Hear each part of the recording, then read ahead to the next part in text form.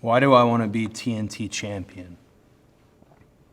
Wrestling is so linear, you're going to hear the same answer to that question over and over again.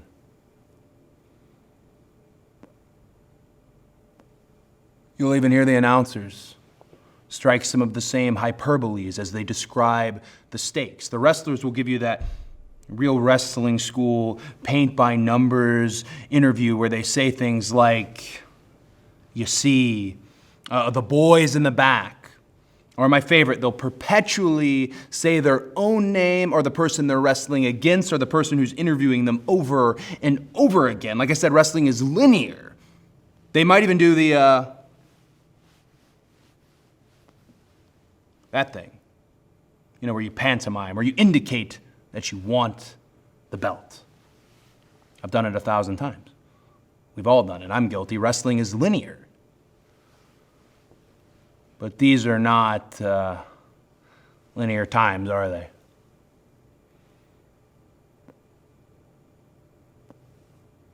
I think we'd all give our last dollar for a little bit of normalcy, a little bit of linear.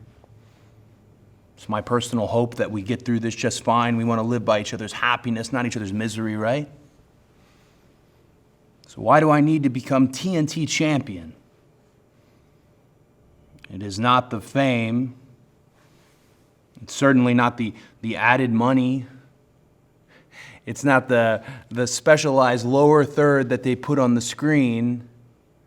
It's not even my specific, unique circumstance of trying to carry a last name that is worth 58 years in gold. It's much simpler.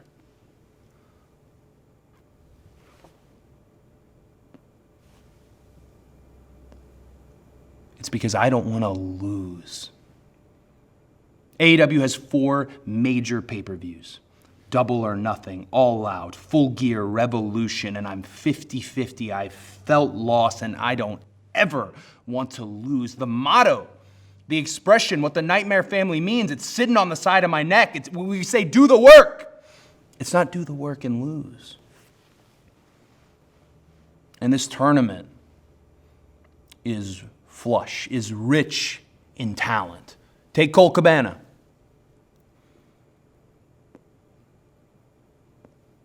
Probably the second most experienced guy in the tournament. Does a better flip-flop and fly than me, Dustin, and Bully combined. Ask anybody in any locker room world over. They'll tell you they love Colt Cabana. Well, frankly, I do not trust a wrestler that doesn't have any enemies. Kip Sabian. As far as the UK goes, they know how to make a wrestler. He's a stud. And that hellfire fiance of his, she's quite the wrestler herself. But what happens when two cohabitate, they're either going to motivate themselves upwards or they're going to drag themselves down to Complacency City right next to Jobber Avenue. Darby. I'm not going to take credit for Darby, but I feel like I handpicked Darby. He's clearly the fastest rising star in all of wrestling in any company, hands down. He's putting on weight by the day. He's assassin quick, but Darby is a freshman on the varsity squad. I don't think he has the mental aptitude to finish this tournament.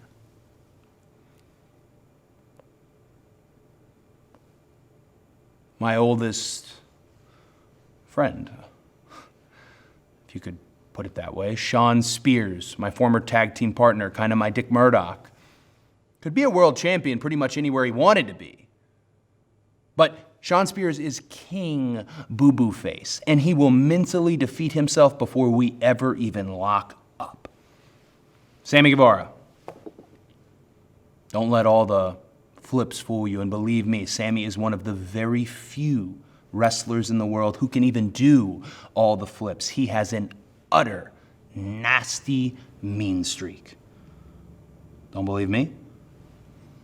Ask Kenny and Hangman's eardrums. My brother.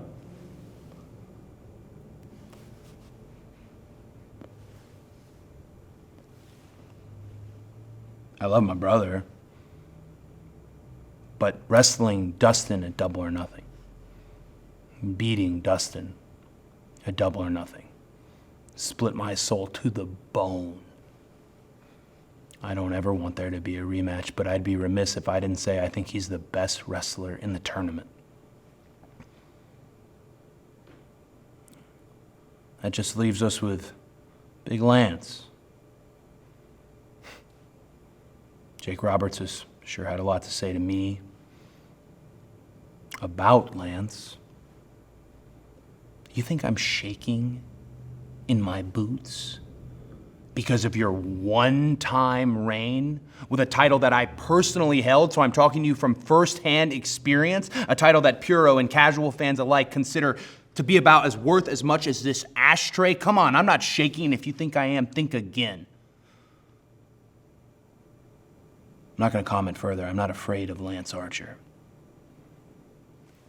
Every one of those guys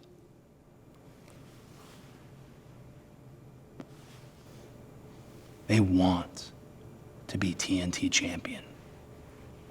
Difference with me? I need it.